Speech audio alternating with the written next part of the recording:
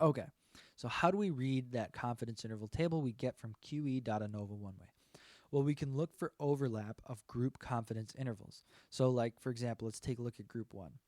We see that our mean is much higher than the others, so we shouldn't expect to have to worry about this high confidence interval intersecting with anything. So we'll look at this low interval. So since this is the low interval, we would say anything that has a confidence interval that overlaps, so a CI high that is greater than the CI low for this group would be would show us that there is not a significant difference between those two at the 95% confidence level. So group 1, 5.57, that's the number to beat. Let's look at group 2. Group 2, our confidence interval high is 4.03, which is less than, so it does not overlap with this confidence interval. There is a significant effect between group 1 and group 2.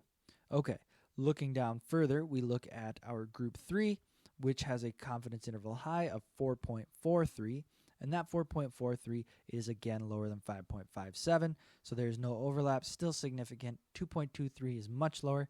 So we now know that group 1 is significantly different from all other groups, and it is higher than the other groups. So group 4, we're going to skip down there because we see that it is significantly different from group 1.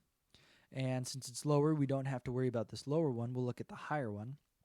And we see that when compared with group 2, there is an overlap. 1.97 is less than 2.23. So group 4 and group 2 are not significantly different.